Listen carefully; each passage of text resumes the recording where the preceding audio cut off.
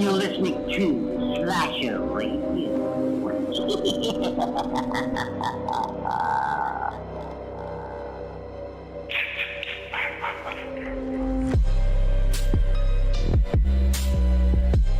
Hey guys, Bones from Slasher Radio here. We're going to kick you over to our interview with LaVera, Sienna from the Terrifier franchise. But real quick, if you want more horror and DVD content recommended to you by YouTube, make sure you like and subscribe this video. It helps us out a lot, and it also helps you guys get more videos just like this. And make sure you let us know in the comments what you think of this interview, the Terrifier movies, Art the Clown, and of course, Sienna. We want to hear what you think. Enjoy. How's your evening going?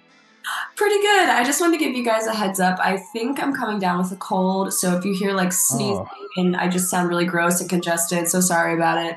But yeah, I just wanted to give you that heads up. Otherwise, I'm good. How are you guys? Good. That sucks though. Yeah, it's 'tis the season for that crap, I guess. Whenever the season changes, it happens to me. Like whenever it goes from hot to cold and cold to hot, it's too much. Yeah, I'm the same way. I get sick twice a year, basically. Yeah, it's the worst. It's the worst. Especially this year, because it's went from hot to cold, hot to cold, hot to cold, hot to cold. Yeah, every other day. Like it's truly, it's messing with my sinuses and I can't deal with it. But hope you feel better soon. Thank you. Are you not one of the fancy LA people where it's just the same temperature all year? Oh, I wish. No, but I do love the roughness of the East Coast. Like I love my East Coast folk. So I don't know. Maybe I'll eventually move to LA, but I also really love autumn. It's my favorite time of year. And I know I bitch about the cold, but I actually do kind of like it. And I like being like snuggled up and like, rainy night and watching scary movies is like my favorite thing to do. But I don't know. Maybe eventually one day LA will be an option. I've always said that. Everyone's like, oh, move to Florida or something. Like, I need seasons. There's something about being from the East Coast. You need a season. Yeah. Like if you're so used to like seeing these beautiful colored leaves and everything that comes with every season, it's like, I don't know, you kind of need to change. I mean, I'll take a cold twice a year if I can see beautiful colored leaves. Yeah. What would we do if we didn't get to curse about snow every couple months? It's in our blood. I love it. I love bitching about things. And I think it's just like a part of being a part of the East Coast. Like I love to bitch about things. We revel in it. We are going to get along great. That explains a lot about Mikey. Thank you so much for joining us today, Lauren. Hi, how are you guys? So nice to meet you. Thank you so much for having me tonight. Thank you so much for coming on. Yeah, it's a pleasure. I'm so happy to be excited to talk to you guys. I would like to I have a million things I want to ask you. My New Year's resolution was to defend Art the Clown and Terrifier. So I'm super stoked to have this conversation with you. Obviously, Terrifier 2, this huge success. It's getting extended left and right every time you look up. But I wanted to get your thoughts on Terrifier 1 really quick, because that was a really big movie. It had its impact when it came out and everybody started grabbing a hold of it. What were your thoughts on that film? And then, because obviously you got to take that into consideration going into this role of Sienna with 2. So what were your thoughts on the original Terrifier and getting into this franchise? Yeah, absolutely. Funny thing about me is I don't do research. I just I took the role before watching the first one, which I probably shouldn't have. But like, I'm happy I did, obviously. I actually, when I got my first audition, I had to do a self-tape from home. I did it with my coach and I didn't have time to watch the first one, even though I knew it existed and I've seen the poster. So I saw the poster of Art the Clown like on Netflix and I was like, oh, that looks awesome. I got to watch that. I just never got around to watching it. And then the second callback came around, didn't have time. And by my third in-person chemistry read audition, I was like, well, I do have time to watch it, but since I haven't watched it, they like what I'm doing. I don't want to watch it and make a new informed decision that might, be to my detriment. So I ended up not watching it until the day that Damien told me that I booked the role. So I was like, all right. So I went home. I had already signed the contract and everything. And I was like, all right, let me see what this movie's about. And I was like, holy shit, this is a lot. This is a lot. But I actually really loved it. I loved the chances that Damien took. Like, he really didn't give a shit, which I loved. The final girl who you think's going to be the final girl. This is spoilers, right? Yeah, you're fine. I'll give it out. Will's been out for a while.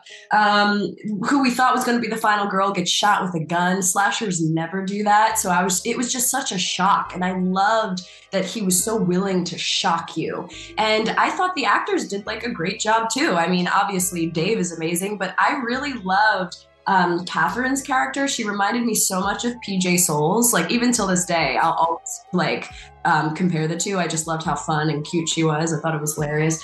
And yeah, I loved that Damien took it there. Like he really took chances, and I respect that so much as a fellow creative. So yeah, I love it today. Like to this day, I love the film. I've seen it 3 times this Halloween season so far. What goes through your mind when you get a script like Terrifier 2 and you read it, and what makes you say, yeah, I want to do this? Okay. Luckily with Terrifier 2, there was definitely more of a plot. There was more of a story. So even when I was getting my first auditions, I didn't receive the full script. I only got scenes. So they're called sides. So the casting director will send it to your agent and they'll send them to you, and they're sides, and they're basically maybe 1 or 2 scenes. And it seemed like a family drama what I was reading. So it felt like I was filming family drama until it wasn't anymore, until like, heads started flying and stuff like that. But I was gravitated towards Sienna pretty much immediately. She was raised by, a struggling single mother. I don't have a brother, but I loved her brother dynamic. And, I loved the arc. You get to experience growth in this character. And I loved that I got to be physical in the role. I love being physical in roles. So I was psyched about this role. I mean, there's gore, but like not so much that my character is involved with. So my character got to have a journey, and I get to experience and love the gore now as an audience member more than anything. Right. All right. I love the idea of Terrifier 2 as a family drama. Yeah, Yeah, it definitely is until it's not. Speaking of getting physical, I read that you got like all this crazy martial arts training or something. Yeah, I've been doing martial arts my whole life. Yeah. How much would you charge me to go beat Mikey up? I wouldn't do that. I wouldn't do that. But the funny thing about martial arts is I liked more the artistic aspect of it, like the performative aspect of it. I really did not like tournaments. I didn't like sparring or fighting with people. It was my least favorite thing. But I did love, it felt like a sharp dance, which I loved. So that's what I gravitated towards in concerning martial arts. And I get to use it in film now, which is pretty cool. Yeah, you did. You're credited as having done stunt work on IMDb, at least on Pretty Little Liars' Original Sin. Mm-hmm. Did you do stunt work? Did you do your own stuff on Terrifier 2? I did. There were 2 stunts that Damien wouldn't let me do. My stunt performer, she also did other stunts as well. Her name was Jenna Helmuth. She was great. She did I think she did falling stunts, I don't know if you remember this part of the film, but she falls through a ceiling and she falls like a long, it's a pretty big fall. And Damien wouldn't let me do that. So it was just that sequence, and there were 2 stunts within that sequence that he didn't want me to do. But as far as like the fighting, all the physical stuff, that was all me. Okay. I think to be a stunt person, you have to be a bit crazy, because you're saying he wouldn't let you do that. And in my case, it would be they couldn't make me do that. But the thing about stunts is it's all about safety, right? Like people think that stunt performers are just crazy, but safety always comes first. So like I said, safety comes first. And even with that big fall, she got to fall in this huge pillowy looking thing. That looked so fun. I was like, I want to do that. It really did. But I mean, there's always the chance that something could happen. And, if I get hurt, they'd be screwed. So that's why he wouldn't let me do it. I don't know how much of this you can answer, but obviously the film was Indiegogo and fan raised and all that good stuff. It raised on Indiegogo about $200,000. What you guys were able to accomplish and the production value, because I mean this looked like a full-blown couple $1 million budget movie. If I didn't know any better and someone just told me, I wouldn't even think about it twice. What was it like on set? Because we always hear about these lower budget films where there's shortcuts taken, and there's usually so much more of a family atmosphere on set because it kind of has to be. What was it like on set with everybody? Yeah, well, we had what's called like a skeleton crew. So Right. usually for each department, you'll have like many different people. It was like one person per department. And sometimes one person had to cover 2 or 3 departments. So we had to get very close very quickly. People were pulling their weight like crazy. So we all had like this enormous amount of respect for each other because everybody was so capable and everybody was so willing to pull their own weight. So because we're also working with the same people every single day that we're on set, whereas with bigger crews, you might have one person have off that day. No one had off. We were all always working. So we had to get close pretty quickly. And it was supposed to be, I think, only like a 2-month filming process, which extended to a year. So we all, it was a lot. And not only that, like the hours each day were crazy long hours. I can't even tell you. So yeah, we all just had to get super close super quickly, and we all developed this respect for each other because we were all doing what we loved, and we all had to trust each other pretty immensely. So I still talk to all of the crew members. It's very different, and it's very more intimate in a smaller crew for that reason, and I'm very grateful for that. What was David Howard Thornton like? Like, what's it like to work with him? Because when I see him on screen as art, he terrifies me. And I've seen him in like interviews, and he just seems like a nice guy. But what's he like to work with on set? Does he Is creep he a you nice out? guy in clown makeup, terrifying you in the corner? Right? Yeah. Like I don't. Yeah, he's a goofball. He's just a goofball. Like between action and cut, he's Art the Clown, and he's great. He's great at that. He's a really theatrical actor. He has a great command over his body and his physicality. So it's very easy to believe that he's Art the Clown when you're in a scene with him. But before action and after cut, he's just Dave, and he sounds silly wearing the teeth in his mouth. So he's like, "Oh, Lauren, I'm gonna go get something to eat," with like food or with the teeth in his mouth. And he's just a silly guy, and he's constantly like cracking jokes, and he's really good at imitating voices, so he's constantly like doing stuff like that. He's a joy to work with, and he's also a joy to be in the scene and out of the scene with, if that makes sense. He's such a great guy. I'm so happy I know him now. Oh, good. Yeah, because like you hear like. So he doesn't Daniel Day-Lewis it, where he's like always in character, and you've just got some weird clown guy at craft services. No. Thank God. Like if he was a method actor, no way. No one was a method actor on set. Like as soon as Damien said cut, we were all like, whew, and we just like all took a breath and, lived in our own lives. That would be great because, kind of like Rob said, I mean, the design of Art the Clown, it's truly, and this coming from us being horror fans, you see Freddy Krueger, Jason Voorhees, you don't blink. But there's something about Art when he looks at you, it's just like, what the fuck is wrong with him? And to be in front of that in that moment, yeah, being a method actor, that would probably be, I don't know how I'd be able to handle something like that. That would be wild. It would be exhausting. I'm so happy that he's not like that. I mean, it would be fun, and I've worked with actors who are like, no, call me by my character name. And I'll respect that. I'll be like, yeah, totally. Like if that's your process, I totally respect that. But with someone like a slasher, like Art, it would be like, oh, come on, man. Like, please stop scared. Like after a while, I'd be like, please stop. Like I can't handle this. But luckily he's not like that. He's really easy to work with. I have to ask, how comfortable was the armor? It was awful. I absolutely hated it. And I will just continue. I'm sorry. Go ahead. Oh no, I was so like that was one concern that I had because I've done like cosplay armor before, and I was watching and it's like that just must have hurt. Like, oh, that's really cool that you do cosplay. I have so much more. I mean, I've always like had this like respect for cosplayers, but so much more now. Unfortunately, with our costume, the guy who was making it dropped out for some reason. So there Oh, was no lining on the inside. Like what the material you see on the outside was the same material on the inside. So I got a lot of blisters, a lot of bruises, a lot of cuts.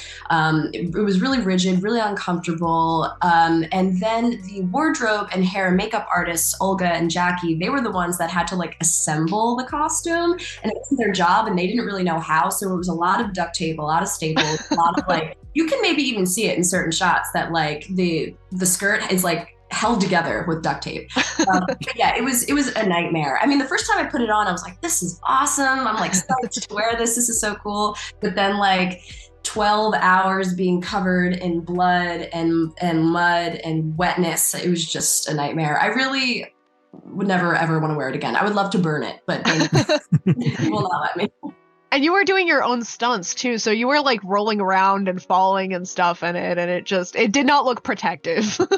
Yes, well, I will say this. They actually did have a separate costume for that was made out of foam. Still very uncomfortable, still got blisters from it. It was still awful, but thank goodness it wasn't the other one, because the other one was much more rigid. It probably would have shattered if I was actually thrown around in it, and that would have been very dangerous. So I did have two costumes. One was made of foam, and the other one was the rigid one, which I have no idea what they used for that. But yeah, that was really me in that freaking thing, rolling around, being disgusting and uncomfortable. It was just a very uncomfortable experience. Again, proof that actors are more dedicated to their craft than I am, because I would have been like, hey, guess what? My character wears a t-shirt today. Oh my God. Okay. The thing about being a woman in horror is you're not dressed a lot of the time, or not as fully dressed as you would like to be. So wearing an armored bikini was definitely a challenge for me. I really hope for my next film I can at least wear jeans, and a t-shirt would be amazing. I would love that. That was the other thing. You looked cold. Like, I was freezing. I was freezing. like, It was in the winter, the dead of winter. I was freezing. So yeah. Even thinking it was in October, I was like, that has to be so cold. Oh man. Actually, the finale we filmed in Philadelphia, which is where I'm from, actually, at a place called the Fright Factory. It's this really cool haunt in Philly. If you're ever there, highly recommend going. A lot of the set pieces are just from the haunt, and it's beautiful. And I think it shows up on the screen really well. And we filmed like dead of February in like a basement. Oh. It was freezing, and I was wet, half naked, and sticky. It was awful, but I would do it all over again because, you know, I loved working with this incredible crew. And you have to be pleased with the fan response, right? Like I've been so impressed with the theater run, and the publicity for this has been amazing. It's really, really surprising. I mean, when I first had met Dave and Damien, they both said like this was going to be huge. Like they both really believed in it from the get-go. And I not that I didn't believe in it, but I didn't fully grasp at the time how much it would blow up. And I'm so grateful for the fan response. I'm so happy it's connecting with so many people. I mean, that's all you want as an artist, right? You want to make a piece of art that connects with people. That's why we make art, so we can, you know, feel less alone on this crazy rock.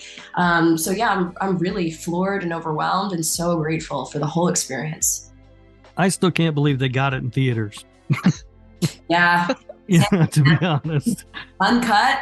Yeah. Have you done that thing where you go to the theater and like sit in the back and watch people react or pass out or die or whatever they've been doing? Yeah, I went to the theater twice, actually. Each time I was recognized, but no one approached me. Like the people I was with would be like, oh my God, they're looking at you and they want to come up to you. And I'm like, well, they're not approaching me, so let's get out of here. I just wanted to see, I wanted to get a genuine response, because I saw it when we had the red carpet event, and that was great, but it was mainly everybody that worked together, some strangers, but I really wanted a genuine response. And I was so happy that I did it, because like it was so much fun to watch in theaters and people were having a blast with it. It was just it filled my heart with joy. I loved it. That kind of, you answered one of the questions I had lined up, but leads into this, because I said earlier on that I vowed to defend Art the Clown and Terrifier. And I was so scared I was excited when this movie was coming out, but I was scared because I'm like, man, I really dug my feet in the ground. Like if this thing is bad, I'm going to eat a lot of shit. So, but I was so thrilled. This, and I say this honestly, it was a movie that felt like a horror movie the most that I've seen in a long time, especially one that's hit a theater. But you, Lauren, have kind of, I mean, you're probably the best final girl that we've had in a very, very long time. And I want to get your thought on that whole final girl aspect. And you kind of touched on a little bit with women in horror films, but have you put any thought into that? Like, do you realize that you really climbed the ladder very quickly of the final girls in this genre? It's so wild. First of all, I'm so happy that you like the film. I understand, like, we put films and art on pedestals, and we're like, oh, this better be good, it better meet my expectations. So I'm really happy that it did, and I'm so happy that you enjoyed Sienna. Yeah, I mean, there's so many final girls that I've looked up to my entire life. Like, my favorite Halloween film of all time is probably Halloween 1978. I love Laurie Strode. I love Jamie Lee Curtis. There's so many final girls. And even when creating Sienna, I bugged the hell out of Damien. I was like, all right, like, send me, this is my idea. What do you think of this? Like, send me your ideas and blah, blah, blah. And I did ask him, I was like, are there any final girls that, inspire Sienna to you? Like, are there any final girls that you might think are like Sienna? And he gave me a whole list of movies ranging from Halloween to Alien to Terminator to, like, of course, Scream. It was the best homework ever. Like, I just have to watch some of my favorite movies. And I wrote down characteristics, what I thought were characteristics of each final girl, and I would pick and choose what I thought Sienna was, and I would present it to Damien, and I'd be like, all right, do you think this is Sienna? And he would make his tweaks, and he'd be like, yeah, this is Sienna. So it was definitely jarring and daunting taking on the role of a final girl, but I was so psyched about it because I felt like I was paying homage to my favorite final girls and how they've emboldened me in my own life and how they've inspired me in my own life. And I've gotten some really wonderful DMs from people that said Sienna has done that for them. And just as an artist, it gives me chills thinking about it because I'm like, my God, like I said, I'm trying to connect with people. I'm trying to make them feel something. If power is what they feel, that's just, there's nothing like it. There's nothing better than that. I'm so incredibly grateful. I agree. As an actress, do you worry now, though, about being typecast as a scream queen? I know a lot of people are worried about that when they have oh my God. success in the genre. That is so funny. I literally just had conversation with both my reps about this today because I was sent some scripts and I was like, listen, I don't know, they're horror films. Like, what do you think? Should I do it? And one of my reps was like, listen, you have to do a lot of horror work to be pigeonholed into that genre. And she was like, work begets work. Do what you want. If you don't like it, don't do it. If you do like it, fuck it, do it. So I was like, all right, that's easy enough. But then again, I love horror. And if I get to continue to make really cool, as long as they're really cool, compelling stories and really flawed, multifaceted characters, I don't really care what genre. If I am pigeonholed in one, I don't really care as long as I get to work and make really cool films. You've mentioned a couple times that you love horror. Guests hate when I ask this question, but do you have a favorite scary movie? Yeah. Okay. Well, I did say that Halloween is my favorite, like, Halloween movie. However, I have been watching that my whole life and it doesn't really scare me. I don't think it ever really scared me. It was more like a nostalgic film for me because it was always on AMC like every Halloween. So I'd watch it as I would put my costume on when I was a kid.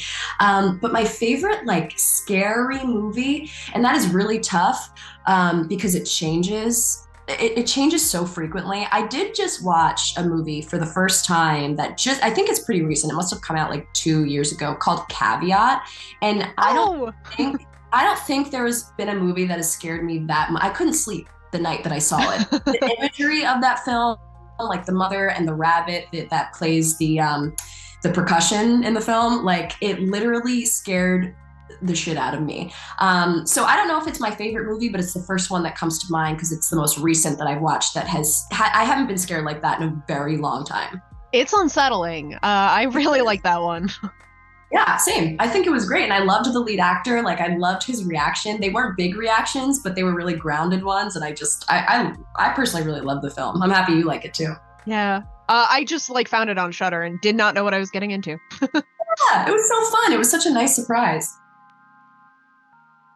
So you mentioned future films and all this, and obviously you guys are still I think what did Terrifier 2 just got another extension in theaters. So you guys are still super busy with this. I know that the talks of Terrifier 3 and the hopes of it have been thrown around. Would you want Sienna to return if there was a Terrifier 3, and how do you think that would go? Oh, hell yeah. I would love Sienna to return. Whether or not she does, I can't really say. Right. Damien has spoken to me about films, even outside of Terrifier that he would love to work with me on. I think I would work on anything Damien throws at me. I told him, I was like, listen, man, let me be the Bruce Campbell to your Sam Raimi. Like, please let me be that person. Let me be that guy. But if Sienna returns, I've said this a couple times, but of course it's ultimately up to Damien. I would love to see her dealing with her little brother's substance abuse, because he was 12 years old when all of this had gone down. I think that kid should have issues. So I would love to see her take on this maternal role, and whether or not she, maybe she treats her little brother how her mother treated them, and how would that make her feel if she turns out to be like her mom, or maybe she fights that. I don't know. I told him I would love to see like Sienna have a really cool badass training sequence. Like I want her to up her game. But it's yet to be seen, and like maybe she won't even be in the third, and maybe Damien will take a whole other route. But like I would love to see just more struggle. Struggle is so fun as an actor, so that's what I would like to see Sienna have to go through. Speaking of Damien, I don't know anything about the guy other than the fact that he created Art the Clown. So in my head, he's this like evil, just sadistic person. What's he like as a guy? He's nothing like that. Really? It's so funny because he's so soft-spoken. Like he's such a gentle, sweet, soft-spoken guy. You wouldn't think, like I feel even the first time I met him in person, and I was a little nervous because I kind of knew, even though I didn't know exactly what I was getting into, I was like, all right, this is a slasher film, got to be careful. We're meeting at this location. Who is this guy? And I felt so safe with him so quickly. And he never yelled at me once on set. And he was dealing with so much because he's the writer, he's the director, he's the editor, he's the special effects makeup artist. He was the head of so many departments, wore so many hats. He deserved to flip out, and he never did. Like he's just he always has his wits about him. He's always calm, cool, and collected, and he's quickly become one of my favorite people. I love that guy. Well, that's great. That's amazing. That's amazing. Lauren, thank you so much for your time today. We appreciate it so much. One quick last question, Lauren. You said you were from Philly. Yes. So I have to ask, Pat's or Geno's? Oh my God. You know what? I'm not a huge cheesesteak person. Oh, no. Shit. We might have to bleep that, Mikey. Yeah, I was just going to say, we might have to cut that out for your safety. No. It's so funny because like, the Phillies are playing right now, and people are constantly asking me about this. And I'm like, listen, dude, I'm the worst Philadelphian like you've ever met. I'm a bandwagon fan, first of all. I do like Philly pretzels. Like I do love that, like the pretzel factory. I think Philly's pretzels are great. And there's so many things about Philly that's wonderful. But I don't know. I've never been like a huge cheesesteak person. So I can't answer that. I'm the wrong person to ask. I'm so sorry. I was thinking about making a Cowboys joke with the Eagles and everything, so it probably wouldn't have landed. Oh my goodness. Yeah, I'm so sorry. It wouldn't have landed. I mean, listen, when the Eagles won in 2018, I went wild. And when the Phillies won in 2008, I went wild too. But like, again, I wasn't paying attention. I was just like, yeah, our team won. That's awesome. But like, I really, like I said, just a bandwagon fan. I'm the worst. Your jokes often don't land, Mikey. It's all right. Yeah, and I'm also pretty upset because I'm a Yankees fan, and I don't want to talk about 2008. I understand. I don't even want to talk about baseball now. but Lauren, thank you again so much for joining us. Thank you for all the hard work you put into this film. You guys, as a team, you truly gave us a treat, and I think you were definitely one of the centerpieces of that. And I just wanted to say thank you. It's such a pleasure talking to you all. Thank you so much. And maybe I'll talk to you again in the future if you ever invite me back. I would love to. Absolutely. Yes. Thanks for your time. Guys, happy Halloween. You too. Happy Halloween. Thanks, guys. Take care. Good night. Bye.